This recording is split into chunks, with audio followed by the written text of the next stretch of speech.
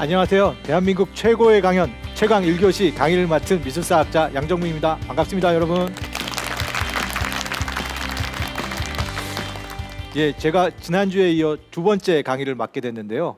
그래도 우리 방송 타이틀이 1교시입니다. 그래서 여전히 1교시 하는 기분이고 긴장이 많이 좀 되는데요. 제가 지난주에는 서양 근대 미술의 1교시라고 할 수 있는 르네상스 미술을 얘기했습니다. 오늘 제가 이야기하고 싶은 얘기는 현대 미술에 대한 1교시를 한번 해보도록 하겠습니다. 여러분이 기대해도 좋으실 것 같은 그런 중요한 작가 한 명을 가지고 현대 미술이 어떻게 시작했고 어떻게 대전환을 가져왔는지를 이야기하겠습니다. 그럼 오늘 강의 제목을 한번 공개하도록 하겠습니다. 오늘 강의의 주제는 반 고흐와 현대 미술의 탄생입니다.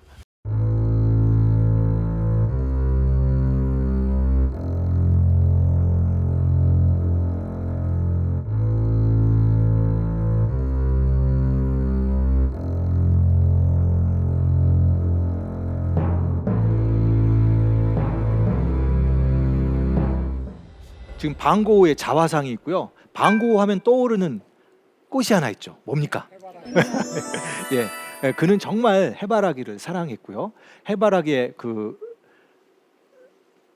보면 태양을 생각하고 그 태양 같은 삶을 살아간 사람이 바로 반 고흐라고 할 수 있는데요. 저에게는 이 반 고흐가 굉장히 좀 가깝게 다가오게 돼요. 왜냐하면 제가 최근 반 고흐 하면 가장 중요한 미술관인 반 고흐 뮤지엄을 갔다 왔어요. 그래서 반 고흐 하면 자다가도 일어날 만큼 관심이 많이 생겼습니다. 반 고흐 뮤지엄 가면요, 진짜 세상에서 반 고흐의 작품이 제일 많은 데가 바로 여기입니다. 반 고흐, 방금 우리가 봤던 반 고흐, 그가 그렇게 사랑했던 해바라기 그림이 여기에 이렇게 턱 걸려 있어요. 막상 반 고흐 뮤지엄을 가서 보시면 바로 옆에 또 하나의 뮤지엄이 있습니다. 그게 어디냐면 여러분 지금 오른쪽에 보이는 곳인데요. 바로 라이크스 뮤지엄입니다. 우리나라로 치면 국립중앙박물관이라고 할 수 있는 곳입니다. 이 라이크스 뮤지엄에 가면 이런 그림이 있어요. 우리가 진짜 미술 교과에서 보는 그 유명한 그림 중에 하나인데요. 렘브란트가 그린 그 나이트 와치라는 야경꾼이라는 그림이 저 그림에 있습니다. 자, 두 사람을 한번 마주보고 싶으세요. 한쪽은 렘브란트, 다른 한 사람은 누구예요? 반 고흐입니다. 약간 비슷하지 않아요? 그 에너지나 기가? 예, 그런데요, 미술사를 공부하는, 제가 제 전공이 미술사라고 말씀을 드렸는데요, 미술사를 공부하면 이쪽 지역에 또 한 명의 대단히 중요한 작가가 머릿속에 떠오릅니다. 누구냐면 반 에이크입니다. 이 사람 잘 모르겠는데 이렇게 생각하실 수도 있는데요, 서양 미술이 이탈리아에서 원근법이 발전하면서 새로운 미술이 나온 것도 사실이지만 북유럽에서도 비슷한 시기에 어마어마한 변화가 있었습니다. 사실은 그 변화의 중심에는 우리가 너무나 잘 아는 유화, 오일 페인팅을 개발한 게 굉장히 컸어요. 그러면서 그림의 질이 완전히 바뀌게 되는데요. 그 변화를 이끈 장본인이, 여러분 저 바로 빨간 터번을 이렇게 둘러갖고 되게 멋있게 생긴 저 모자를 쓴 저 사람이 아마 반 에이크, 얀 반 에이크라고 부르는 그 화가가 스스로의 얼굴을 그린 자화상이라고 생각합니다.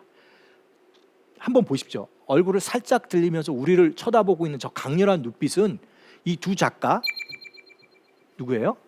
반 고흐와 얀 반 에이크는 거의 500년의 시차를 두고 있지만 제가 오늘 얘기하려고 하는 네덜란드 화가 더치 마스터라는 것으로 서로 연결되는 고리가 있다는 겁니다. 한번 보시죠. 바로 이 15세기에 활동했던 얀 반 에이크가 있는 거예요. 500년 전이죠. 그 다음에 또 누가 있어요? 렘브란트가 있어요. 17세기에 활동을 했어요. 이 사람들을 방고흐는 사실 잘 알고 있었습니다. 그러면 방고흐의 미술에는 자기와 같은 지역에서 활동했던 이 앞선 세대의 그림들이 조금씩 녹아 들어가게 되면서 그의 미술에 큰 변화가 생겼다라고 저는 생각을 하는 것이죠. 이런 이야기들이 제가 앞으로 더 많이 한번 끌고 갈 이야기입니다. 혹시 이거 아세요? 어때요? 이게 혹시 꼬마는 아나? 예, 요즘에는 잘 안 봐요. 예. 혹시 뭐죠? 예, 맞습니다. 플란더스의 개고요. 이 플란더스가 이게 이 플란더스의 개라는 이 소설이 영국에서 쓰여져요. 영국 사람이 썼기 때문에 이 플란더스라는 게 원래는 플랑드르라는 지역이고요. 지금 우리가 보는 벨기에 네덜란드 지역을 원래는 뭐라고 불렀어요? 플랑드르라고 불렀고요. 이걸 영어로 플란더스라고 불렀던 거예요. 그래서 여기에 나오는 이 꼬마, 이 네로 또는 넬로라고 하는 이 넬로라는 꼬마는 이 할아버지, 정확하게 외할아버지입니다. 외할아버지와 같이 살면서 우유를 배달하는 그런 이야기인데요. 제가 이 이야기를 왜 갑자기 꺼냈을까요? 예, 네덜란드 이야기고요. 한 가지 이 동화에 오늘 이야기거리에 한 가지 이야기가 숨어 있죠. 이 꼬마의 꿈이 뭐죠? 화가입니다. 아니 뭐 여기 계신 분들도 어렸을 때 한 번쯤 화가의 꿈을 껴보지 않으셨어요? 안 그러셨어요? 화가. 근데 사실 별로 화가라는 게 별로 한 번쯤 생각해 볼 만한 그런 꿈이지만 이 플랑드르 지역은 진짜 화가들이 많은 데예요. 그냥 화가가 많은 게 아니라 화가들이 사회적으로 존경을 받아요. 그래서 플랑드르에 있는 중요한 도시에 가보면 역에서부터 도심까지 걸어가다 보면 중간중간에 광장이 있는데 그 광장 이름이 화가이거나 실제로 화가와 예술가의 동상이 있어요. 여러분 이런 거 한번 생각해 보세요. 가장 큰 서울에 아니면 부산에 여러 도시에 큰 광장을 갔는데 거기에 김홍도 동상이 있는 거예요. 우린 잘 그런 생각 안 하잖아요. 우리나라를 대표하는 사람들은 장군이거나 왕이거나 이런데 이쪽 지역 사람들은 누구를 존경하는 거예요? 화가들을 존경합니다.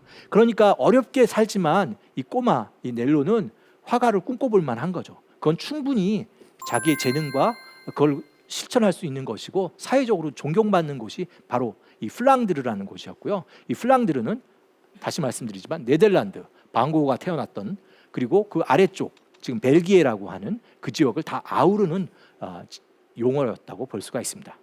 혹시 플라잉 더치맨이라는 얘기 아세요? 원래는 바그너라는 이 작곡가가 오페라를 지은 거예요. 그게 바로 방황하는 네덜란드인이라서 이렇게 품위가 있고 교양이 있는 사람들은 바그너의 오페라를 생각하는데 저는 솔직히 말하면 좀 많은 사람들이 잊어버렸지만 플라잉 더치맨 하면 떠오르는 사람이 있습니다. 누굴까요? 예, 2002년 한국을 뜨겁게 달구었던 네덜란드인. 그때 우리나라 사람들이 네덜란드에 대한 관심이 굉장히 많이 생겼습니다. 그래서 네덜란드와 한국의 관계도 굉장히 좋아졌죠. 히딩크 감독이 결국 전 세계를 떠돌면서 승부사적인 축구 감독을 하면서 그런 모습을 보여줬는데요. 저한테는 네덜란드 하면 떠오르는 인물입니다. 근데 사실 네덜란드 사람들은 아까 말씀드렸지만 그 지리적으로 척박하다 보니까 뭐에 굉장히 적극적이었던 거예요?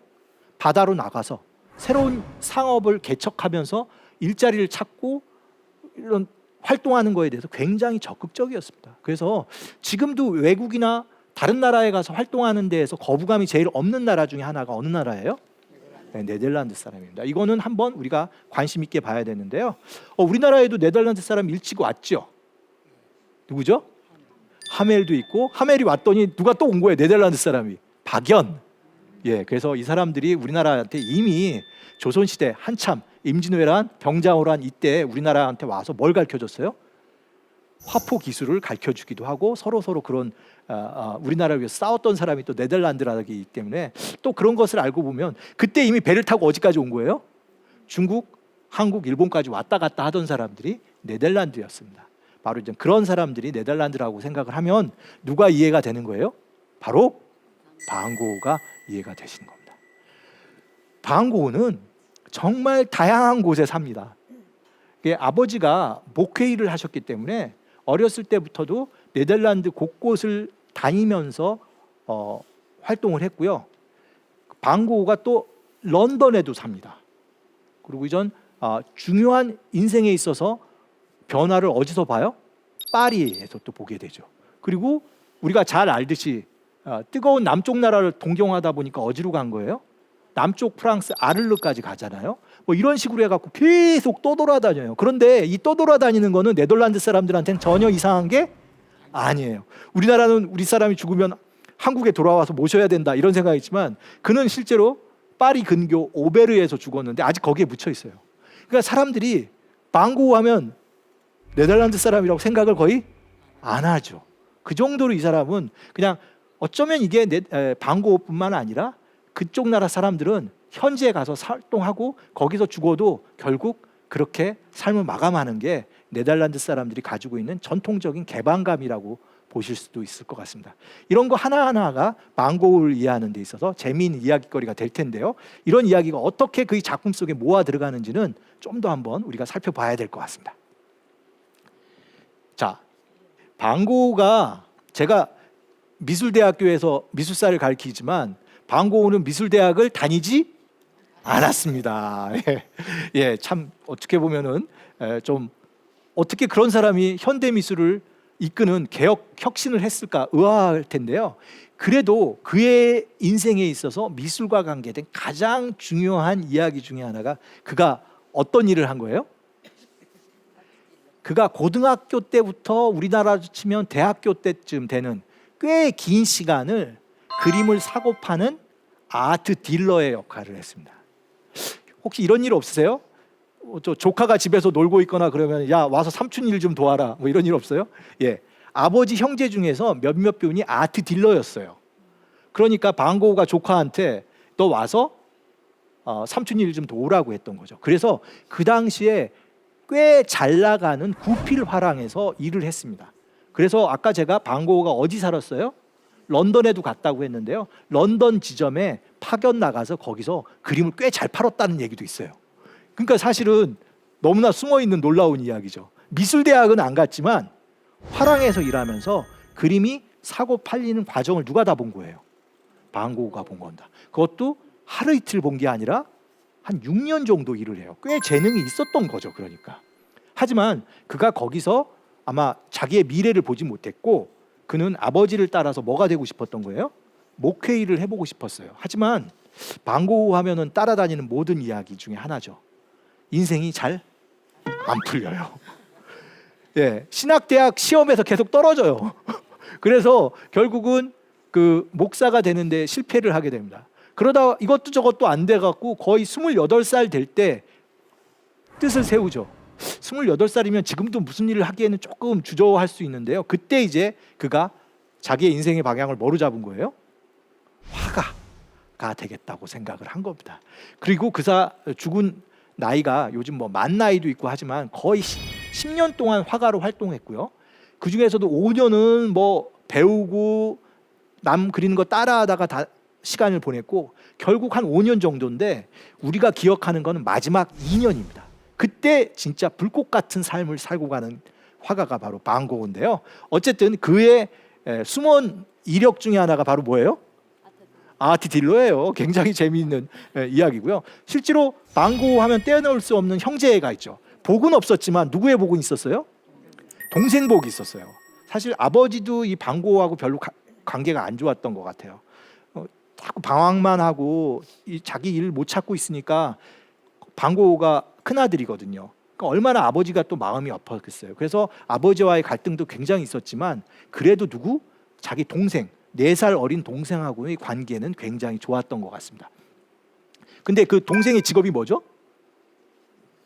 아트 딜러예요. 그 동생은 아트 딜러가 된 다음에 그 직업을 바꾸지 않고 계속 하게 됩니다. 그래서 돈을 벌어서 누구를 지원해요? 형의 생활비를 대는 그런 이야기가 되는데요. 그런 이야기는 조금 더 기다리시면 더 많이 나오게 됩니다. 자, 28살이 됐을 때 드디어 이것저것 그것도 해보고 안 되니까 뭐가 되겠다고 한 거예요? 나는 드디어 화가가 되겠다 했습니다. 자, 그러면 이 사람이 이전 어떻게 준비를 해 나가는지 한번 보실 텐데요. 그 당시에 그림을 그리려면 요즘은 어떨지 모르겠지만 가장 많이 하는 게 모사하는 거예요. 유명한 작품을 그대로 따라 그리는 거죠.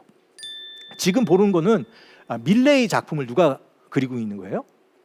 방고가 그린 거예요.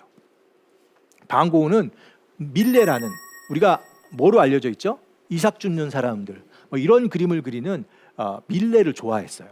약간 어떻게 보면 정서가 어떤 거죠?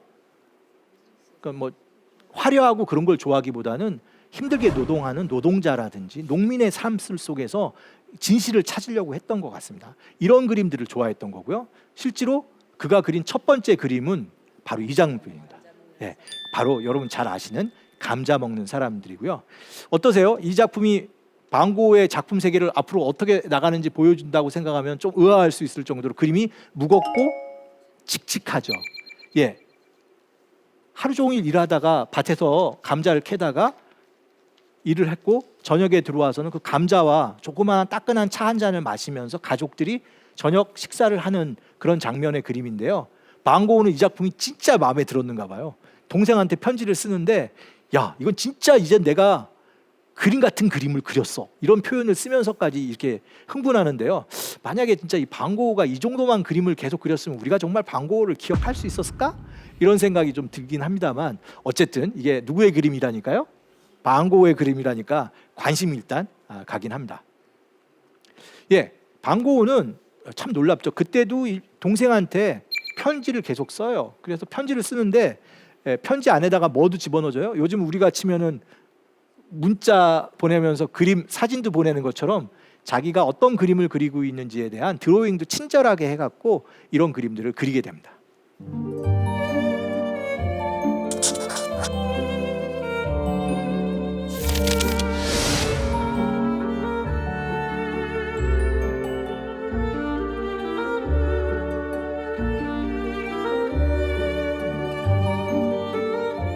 자, 그러면요, 이제 플라잉 더치맨이죠. 그가 만약에 네덜란드에 머물러 있었으면 방금과 같이 시커멓고 어두운 그림만 그렸을 거예요. 그런데 그가 어디에 이제 간 거예요? 파리에 갔습니다. 도전을 하기 시작했고요. 그러면서 그림이 확 변하게 됩니다. 그런데 이 그림은 보세요. 한쪽은 파리에 가서 첫 번째 그림 그림이에요. 그리고 한 1년 지나니까 그림이 이렇게 변했어요. 색깔이 쓰죠. 그리고 색깔에 어떤 게 들어가요? 붓터치도 살아있죠. 하나씩. 소위 그가 파리에 갔을 때 그 파리에 새로운 변화가 있었는데 그게 어떤 작가들이에요? 인상파 작가들이 있었던 거고, 인상파 작가들하고 어울리면서 그림이 무채색에서 뭐로 바뀐 거예요? 유채색으로. 색을 쓰면서 세상을 바라보는 거로 완전히 바뀌게 됩니다. 한 가지 재미있는 거는 방고가 갔을 때 그 파리도 굉장히 많은 변화가 있었던 거예요. 우리 지금 파리에 가면 꼭 떠오르는 중요한 어떻게 에펠탑이 있죠? 에펠탑이 이때 막 지어지고 있었어요. 그래서 아마 지금 여러분이 이렇게 지어지는 과정을 누구도 봤을 거라는 거예요? 방고도 봤을 거라는 거죠. 어떻게 보면 네덜란드에서 파리라는 큰 도시에 오면서 큰 변화가 이끌어지고 이런 거대한 철조 구조물이 쓰는 걸 보면서 세상이 바뀌고 있다라는 생각을 방고도 했을 가능성이 있습니다. 예, 신장로가 들어서고요. 파리가 진짜 그야말로 우리가 아는 파리로 완전히 바뀌고 있었던 거예요. 바로 이 시점에 누가 간 거예요? 방고가 갔고, 이 변화와 그 새로운 세계의 가능성들을 파리에서 보게 되면서 그림을 바꿔나가게 됩니다. 자, 이건 방고 작품 아닙니다. 소위 이때 프랑스의 미술의 변화를 이끌었던 모네가 그린 해 뜨는 인상입니다. 이 그림을 보고 사람들이 뭐라고 생각한 거예요? 야, 니네 진짜 인상적이다. 나쁜 뜻으로 얘기한 겁니다, 원래. 그래서 이 사람들, 그래? 그러면 그게 우리의 뭐가 된 거예요? 이 사람들을, 이런 시도를 한 사람들의 그림을 인상파라고 부르게 된 겁니다. 여러분이 보기에는 지금은 너무나 익숙한 그림이고 우리가 교과서에서 실려서 그냥 당연한 것 같지만 그 당시에는 이 그림은 그리다 만 그림이에요. 이건 스케치지 완성된 그림이 아니라는 거예요. 보시면 대충 그려 있잖아요. 붓들이 다 움직이고 있죠. 그런데요, 완성된 그림이 아니지만 이렇게 어떻게 보면 빠르게 자기의 느낌만 살리면 뭐가 들어가냐면 기존에 있었던 그림에서는 넣을 수 없는 현장감이 들어가게 됩니다. 요거는 잠깐만 보시면 이 당시에 인상파 그림을 보고 사람들이 놀라는 거예요. 세상에 이런 그림을 그리다니, 이게 그림이야 낙서야 하면서 점잖으신 분들이 놀라는 이야기들을 이렇게 보여주기도 합니다. 왜 인상파 그림? 우리가 보기엔 너무나 멀쩡해 보이지만 그 당시에는 프랑스 사람들에게는 이거는 정말 그리다 만 그림이고, 이런 그림을 전시한다는 거는 관객들에게 대한 일종의 모독으로 생각을 했던 거예요. 그 차이를 보여주는 중요한 작품이 다음 작품입니다. 우리가 인상파 하면 떠오르는 작가 이름 혹시 있으세요? 누구 있으세요? 마네, 모네 있죠. 제일 어려운데요. 이 그림은 진짜 어려운 그림이에요. 마네가 모네를 그렸어요. 마네가 조금 선배고요. 모네는 그 후배인데요. 마네가 새로운 시험을 하고 그렇기 때문에 여러 젊은 작가들이 선배로 모셨죠. 그런데 진짜 여기에 주인공 모네가 그림을 그리고 있는데요. 어디서 그림을 그리고 있어요? 배에서 여러분, 배 위에서 그림을 그리면 그림이 어떻게 될까요? 출렁이죠. 그러면 그게 그 당시에는 이상한 그림일 수 있지만 이 사람들은 그림 속에다 뭘 집어넣을 수 있다고 생각한 거예요? 생동. 생동감을 집어넣을 수 있다는 거예요. 그 현장에서 나는 느낌을 집어넣을 수 있다는 것이죠. 여러분이 지금 모네의 그림을 보시면 어디서 그림을 그리냐면은 바로 야외 현장에서 그리죠. 예, 이 당시에는 현장에서 그림을 그리지 않았어요. 현장에선 스케치만 해오고 그림은 어디서 그려요? 집에서, 스튜디오에서 완벽하게 그렸는데 이 사람들은 여기서 그림을 그리고 그 느낌을 살리면서 거기서 완성까지 시켰던 겁니다. 그러니까 이건 완전히 다른 그림이고 바로 눈에서 본 걸 그 자리에서 해석해서 집어넣는 거기 때문에 기존의 그리는 방식과는 완전히 달라지는 그런 그림이 바로 인상파 그림이었던 거고, 이 그림에 소위 누가 관심을 갖게 된 거예요? 반 고흐는 이런 그림을 그려야겠구나. 이게 바로 현대 미술이고 이게 바로 진짜 그림이다라고 생각을 한 겁니다. 그래서 아마 네덜란드에 그가 계속 살았으면 아까 같이 쑥검댕이 같은 그림을 계속 그렸을 거예요. 원래 사실 그게 네덜란드 렘브란트나 이런 그림들이 약간 어두운 면이 있거든요. 하지만 여기 파리에 와서 좀 완전히 색채의 세계, 햇빛이 강렬하게 나는 세계로 바뀌게 된 겁니다. 이것도 모네의 그림이에요. 근데 이 모네가 그린 그림 보면 이런 사람하고 좀 어떻게 보면 좀 같이 살면 재미없겠다 이런 생각이 들어요. 유원지에 놀려 갔는데도 식구들은 다 놀고 이 사람은 뭐 하고 있어요? 한 발 떨어져서 그늘에서 그림 그리고 있어요. 하지만 여러분 보시면 저기 우리가 유원지에서 사람들이 떨어지는 그 목소리 같은 게 막 울려 느낌이 오죠. 특히 이 그림의 진짜 멋있는 백미는 그림자 한번 보세요. 일렁이는처럼 붙었지. 저거는 물론 어떻게 보면은 그리다 말고 대충 그린 거겠지만 저 빠른 붓터치 하나하나가 그런 느낌과 그런 일렁이는 출렁임 같은 것들을 잡아내기 때문에 이런 그림은 전통적인 것으로는 해석이 안 되고 바로 현장을 살리겠다, 바로 그 느낌을 살리겠다라는 작가들에게는 정말 필요한 시도였고요. 우리는 바로 이러한 것들을 존중하기 때문에 인상주의 미술에 열광하게 되고 좋아하는 것 같습니다. 흥미로운 거는 이런 그림들이 1874년부터 유럽에서 알려지기 시작했고요. 그가 파리에 갔던 시점에는 이 작가들이 거의 어느 정도 성장을 하고 있었고 그때 바로 85년, 86년도에 바로 인상파 그림에 누가 좀 발을 들이게 되는 거예요? 반 고흐가 들이게 됩니다. 물론 이때에도 동생이 도움을 줬을 것 같아요. 그래서 동생이 끊임없이 형의 뭐가 된 거예요? 일종의 매니저, 스폰서이자 매니저 역할을 했다고 볼 수가 있습니다. 자, 한번 계속 비교해 보시죠. 그가 네덜란드에서 그린 그림, 그가 파리에서 그린 그림입니다. 똑같은 사람의 얼굴이지만 완전히 아까 제가 숯검댕이라는 말이 틀린 말은 아니죠. 어둡고 칙칙하고 이런 그림에서 좀 더 밝고 점이나 붓을 아주 강한 원색을 이용해서 살려내는 그런 그림을 그리게 되죠. 그래서 정말 어떻게 보면 도전을 해야 변화를 얻을 수 있는 것 같아요. 그래서 그런 아까 제가 얘기했던 방황하는 네덜란드인, 그러니까 자기의 땅을 버리고 새로운 세계에 가서 그 세계의 진정한 것들을 바라볼 수 있을 때 이런 변화가 아마 나오게 된다고 볼 수 있는데요. 근데 이것도 하나 보시면 굉장히 좀 흥미롭습니다. 지금 보시는 저 할아버지 이름이 탕기 영감이거든요. 근데 이 탕기 영감이 뭐 어떤 사람이냐면 젊은 작가들에게 물감을 팔아주는 사람이었어요. 근데 이 물감을 팔 때 어떻게 해요? 그냥 물감만 파는 것도 아니라 이 사람도 여러 가지 그림들을 좋아하는 게 있어서 모았는데 그 중에 어떤 미술을 모았냐면 일본 판화를 모았어요. 근데 이거는 인정할 수밖에 없습니다. 그 당시 사람들은 아직 한국 미술에 대해서 잘 몰랐고 활발하게 교역을 하던 일본 미술은 좀 알았어요. 근데 일본 미술을 보면 색채도 화려하고 각도도 신선하거든요. 그래서 새로운 작가들이 그 일본 미술에 많이 매료가 됐죠.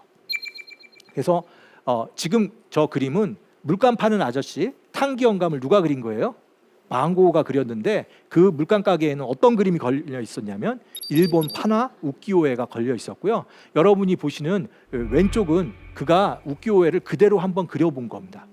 아마 이런 걸 해보면서 새로운 색채 조합이라든지 이런 어떻게 보면 형태의 움직임 같은 것들이 기존의 유럽의 전통과는 다른 것들을 여기서 아마 배웠을 거라고 생각이 됩니다.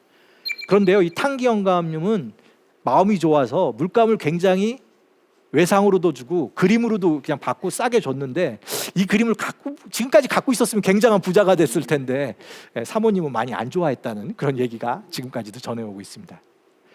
그런데 이런 그림을 보면서 이제 방고가 여러 변화를 좀 느꼈을 텐데요. 한 가지 놓치지 말아야 될 거는 그가 네덜란드였기 때문에 파리에 가서도 어떤 그림을 그렸냐면은 풍차를 많이 그렸어요. 근데 처음에 그렸을 때는 진짜 어둡고 칙칙하지만 점차 인상파의 색채가 들어가면서 화려하고 밝아지는 모습을 여러분이 또 보실 수가 있습니다. 자, 그런데요, 그가 파리에서 생활해 보니까 대도시가 너무 싫은 거예요. 그리고 뭔가 좀 몰두하고 싶고 열심히 해보고 싶은데 그는 이때 이미 건강이 좀 안 좋았어요. 근데 믿거나 말거나 한 얘기지만 그가 일본 미술을 너무 좋아하다 보니까 일본에 가고 싶어 했어요. 그리고 일본 그림들을 보니까 너무 색채가 화려해서 일본은 따뜻하고 밝을 거라고 생각했어요. 근데 물론 일본은 그렇게 따뜻하거나 밝지만은 않은데 그냥 환상을 가지고 있었던 거죠. 그래서 그는 일본까지는 못 가고 최대한 멀리 간 게 어디예요?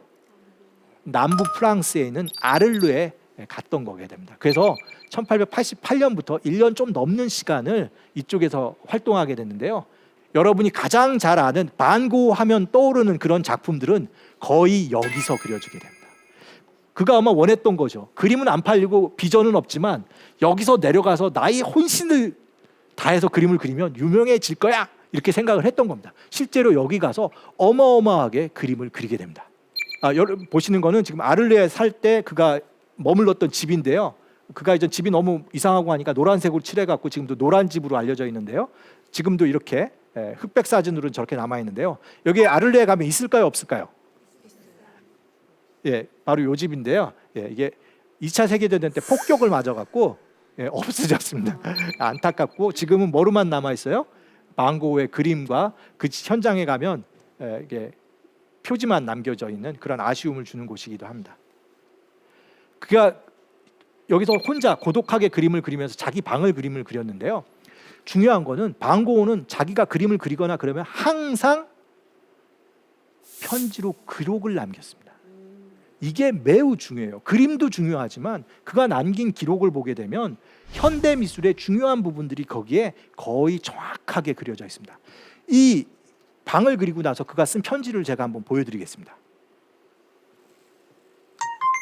이 그림에서 중요한 건 뭐라는 거예요? 색채가 모든 것을 지배한다라는 겁니다. 이 그림을 어떻게 보느냐는 그 안에 있는 색채를 옮기는 게 아니라 뭘 보여주는 거예요? 마음의 상태와 상상력에 달려 있습니다. 자, 여러분 이제 중요한 겁니다. 화가의 그림을 보면 그 그림이 뭘 그렸는가를 상상할 게 아니라 뭘 생각해야 되는 거예요? 화가의 마음가짐과 상상력을 상상해야 되는 거예요.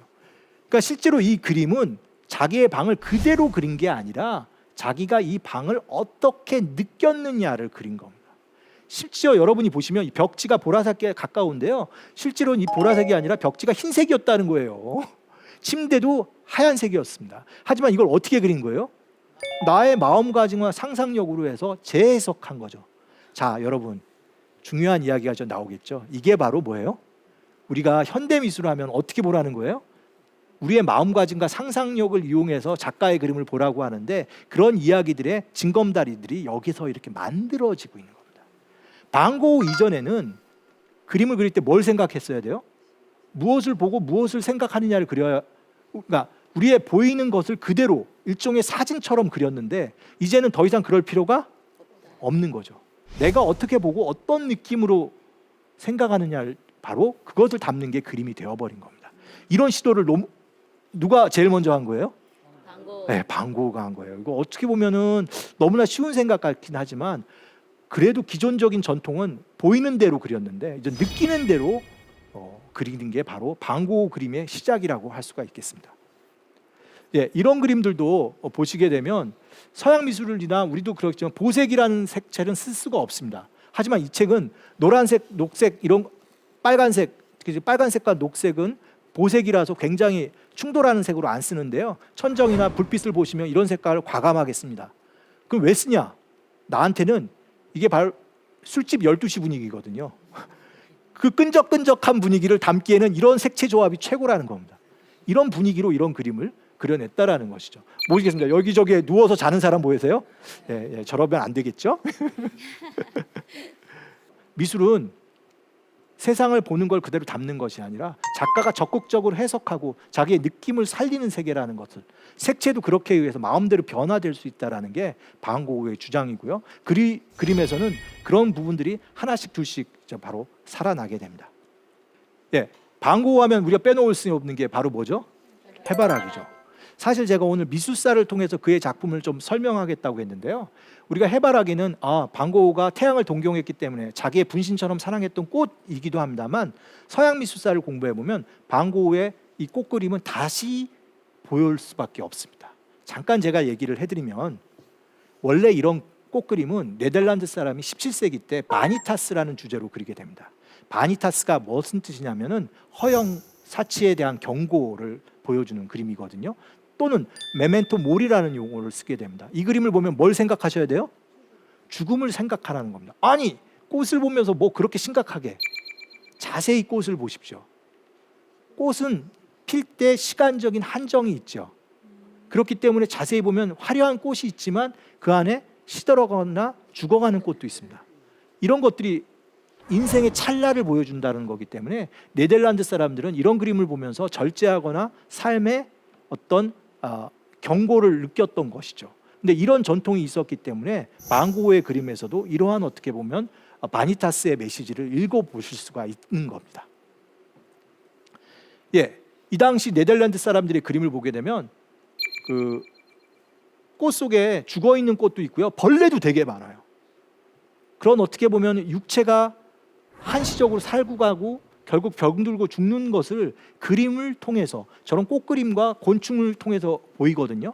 여러분, 해바라기를 한번 보세요. 그냥 화려하게 해바라기만 있는 게 아니라 해바라기 중에는 꺾여 있거나 죽어가거나 시들어가는 모습도 보이죠. 여기에는 방고우의 자기의 어떻게 보면 아픈 몸에 대한 정신 상태에 대한 표현이 있는 거고, 원래 유럽 미술의 저런 꽃그림이 가지고 있는 한정적인 메시지도 같이 들어가 있다고 볼 수가 있습니다. 어떻게 여러분, 이런 그림들이 제가 그냥 과장한 것 같아요? 아니면 제 얘기를 들으니까 꽃그림이 좀 그렇게 보이지 않으세요? 네. 예, 해바라기에도 저런 그냥 아름답고 장식적으로 그린 게 아니라 자기의 어떻게 보면 삶의 유한성과 한계, 그런 것들을 반영해서 그렸다고 볼 수가 있는 것이죠.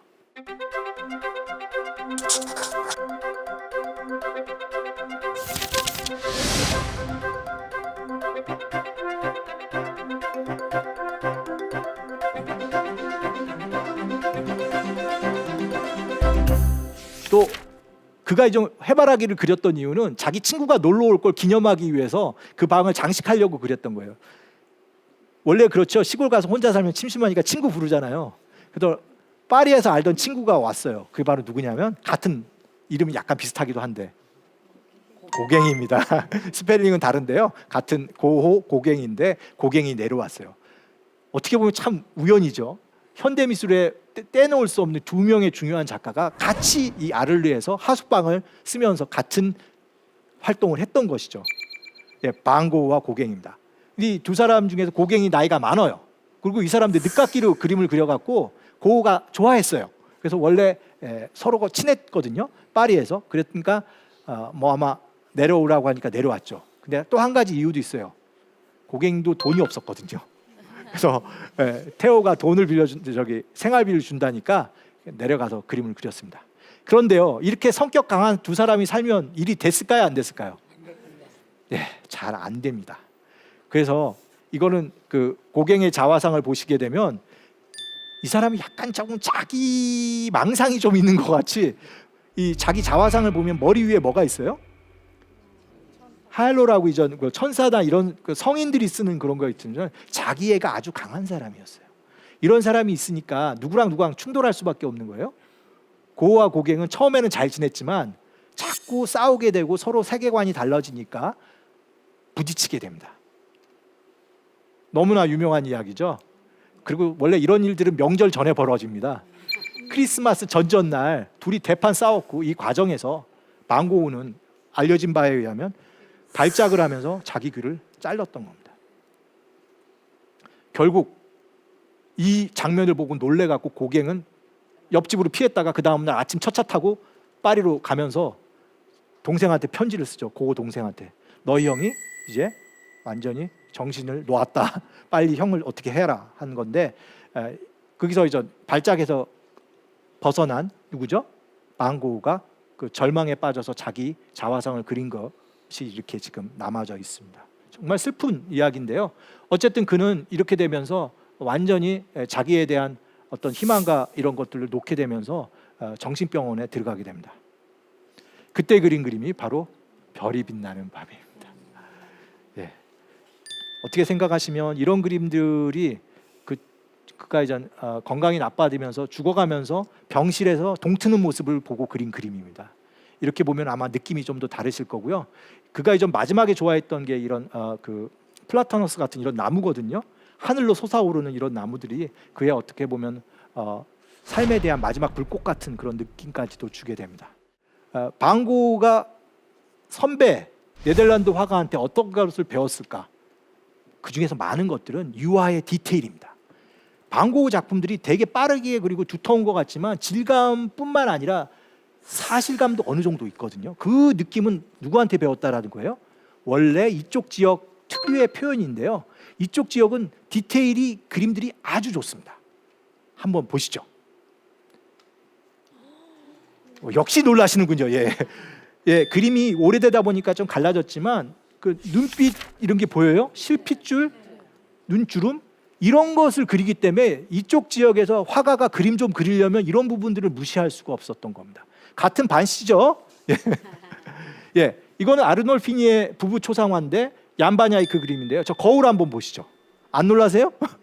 조그만한 거울에 반대편이 그대로 잡혀 있고 사람 하나하나가 다 보일 정도로, 그리고 그 거울 주변에 장식물까지도 놀라울 정도로 다 담겨져 있는 게 이 북유럽 네덜란드 회화의 전통이에요. 이런 그림을 그렸으니까, 이런 그림을 봤으니까 방고우도 그림을 어떻게 그려야 돼요? 정말 정교하게 잘 그릴 수밖에 없었던 겁니다. 자, 그럼 렘브란트도 한번 보시죠. 렘브란트, 이 기센 사람들. 렘브란트의 자화상인데요. 렘브란트는 하나하나 안 그렸지만 탁탁탁 그림을 던진 것 같지만 그 느낌이 뭐처럼 나와요? 정말 살아있는 것 같습니다. 이번에도 눈을 보겠습니다. 놀라시죠? 정말 빠르게 그렸지만 아까 누구죠? 얀바나이크랑은 다르지만 그 느낌 하나죠. 놓치지 마셔야 될 게 눈동자의 그 하이라이트입니다. 딱 조그맣게 찍었지만 눈빛이 살아나죠. 바로 이런 그림들이 있었기 때문에 방고 그림도 굉장히 빠르게 그리고 뭐한 것 같지만 그림의 밀도가 굉장히 강합니다. 한번 이런 그림들, 방고 이런 질감, 이게 누구의 그림이에요? 이제부터 방고입니다. 툭툭툭 건드린 것 같지만 그 속에서 형태의 특징 같은 것들을 딱딱 잡아내는 것은 아마 더치 마스터의 에너지의 기운이라는 게 저의 오늘의 해석입니다. 예, 이런 플라토너스 같은 이런 나무들이 쭉 있는 그런 평면의 뒤층에 보면 이 휘몰아치는 붓의 움직임 속에서도 형태의 기준점 같은 것들은 여전히 잠겨 있죠. 추상 미술이지만 형태에 대한 기준은 있기 때문에 사실 대중성을 좀 가지고 있기 때문에 사람들이 좋아하는 그런 작가가 되지 않았을까라는 해석도 가능할 것 같습니다. 예, 이젠 거의 오늘 강연의 마지막으로 이제 향해 가는데요. 너무 아픈 거예요.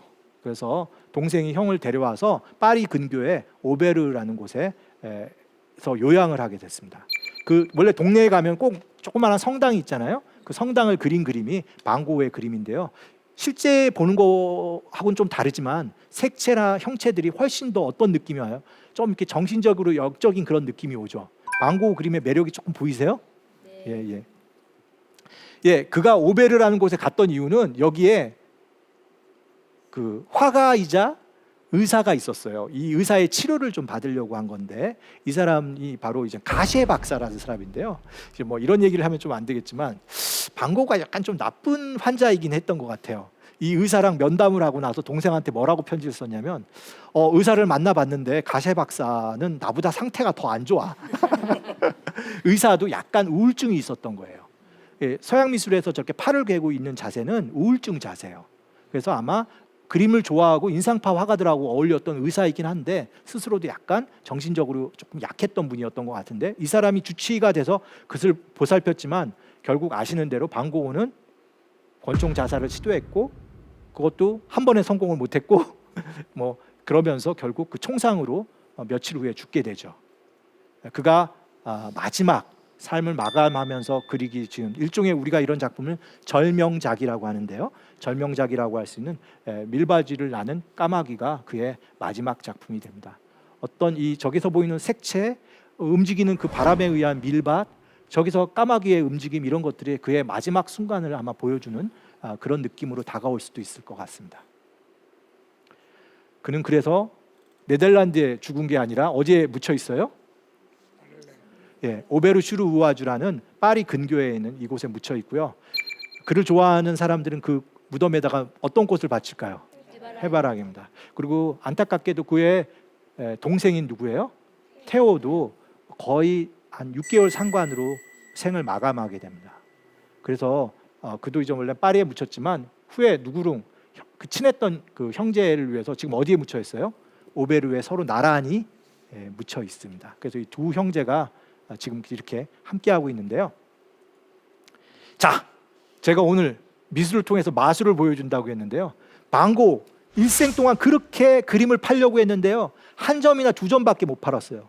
그리고 대부분 알겠지만 화가의 그림들이 팔리는 거는 화가가 사주는 경우가 있어요.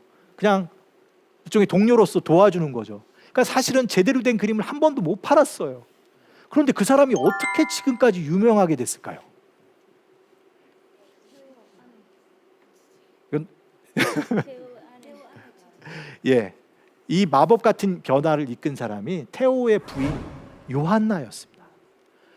요한나는 그 자기한테 치면 그 제수씨죠. 아주머니의 그림을 버리지 않고 한가운데 다 잘 관리를 해갖고 자기의 고향 암스테르담에 가져왔어요. 이 그림은 암스테르담에 자기 집에다가 저 그림을 걸어놓은 거예요. 대단한 부자였겠죠. 지금까지 저 그림이 그대로 있었으면.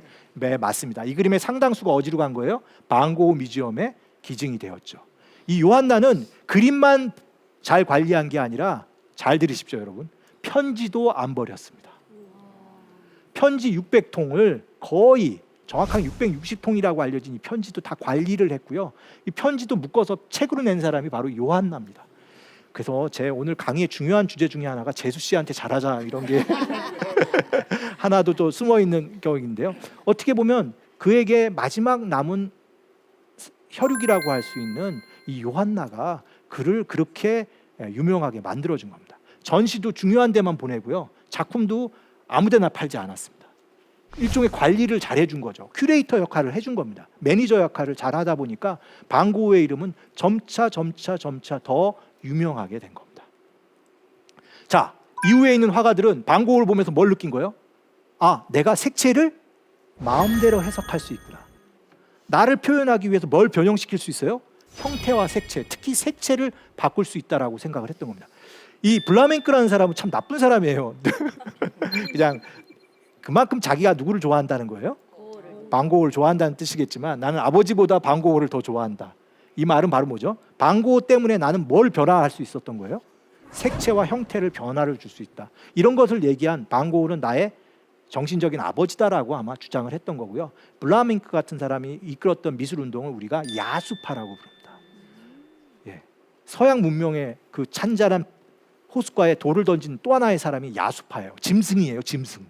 사람들이 이 그림을 보면 어떤 생각이 들었던 거예요?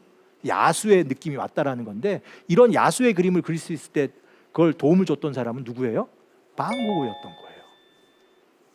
이거는 독일 표현주의 작가 키르히너라는 사람이 그린 그림인데요.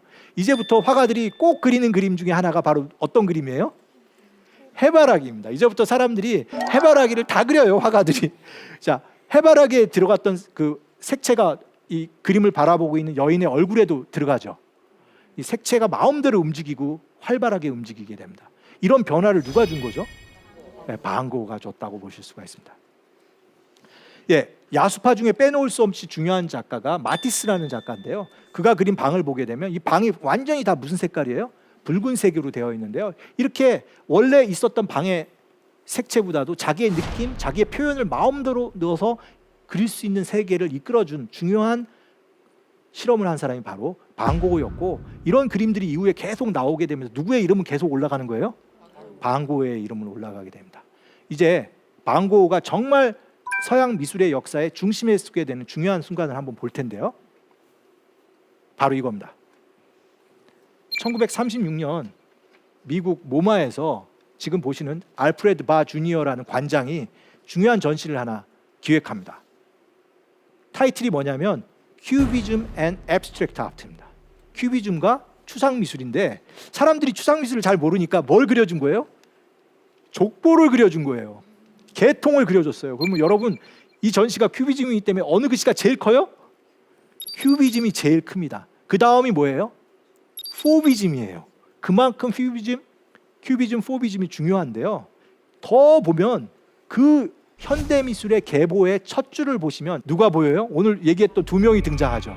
반 고흐, 고겐, 세잔, 쇠라.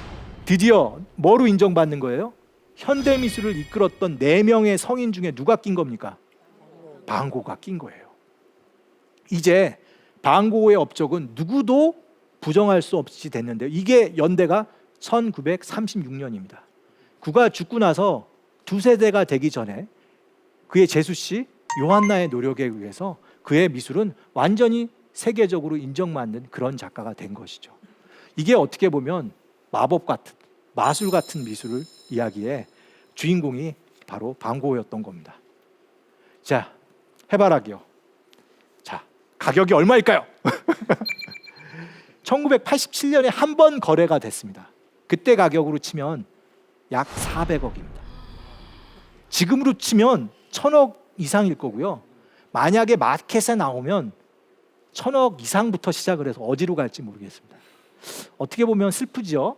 그는 살아서는 한 번도 그런 주목을 받지 못했고 너무나 외롭고 고독하게 생을 마감은 했지만, 결과적으로 그가 이끌어냈던 거는 현대미술의 큰 흐름에 중심에 서게 됐고, 지금 이렇게 인정받는 게 반 고흐의 세계가 되어버렸습니다. 그리고 또 반 고흐는 우리가 사랑하는 작가이기도 하죠. 자, 어떻게 처음 우리가 시작했을 때는 반 고흐 뮤지엄에 있는 저 해바라기로 이야기를 시작했는데요. 제 강의를 듣고 아마 그가 태어났던 네덜란드라는 곳에 대한 관심도 더 많이 생기셨을 거고, 저 그림이 가지고 있는 그냥 아름다움만 가진 게 아니라 그가 느끼고 생각하고 표현했던 것들을 저런 꽃을 통해서 간접적으로 표현했던 것들이 아마 느껴지신다면 오늘 강연이 아마 좀 훨씬 더 즐겁고 유익했을 거라는 생각이 들게 됩니다. 자, 이 반 고흐 뮤지엄이 새롭게 개장하면서 전체를 다 뭐로 만들었어요? 예, 해바라기로 만들었습니다. 그는 아마 그는 이렇게 아마 해바라기라는 꽃을 사람들에게 새롭게 인정하게 하는 그런 노력도 하게 됐고요. 이런 어떻게 보면 색채의 마술사로 변신하게 되는 데 있어서는 그가 네덜란드에만 한정하지 않고 새로운 세계로 도전을 했기 때문에 파리에 가서 새로운 그림을 보고 인상주의를 보면서 새로운 세계에 눈 떴고, 그것을 또 자기 것으로 만들었기 때문에 그런 현대미술의 중요한 개척자로 인정받는 거라고 생각이 됩니다.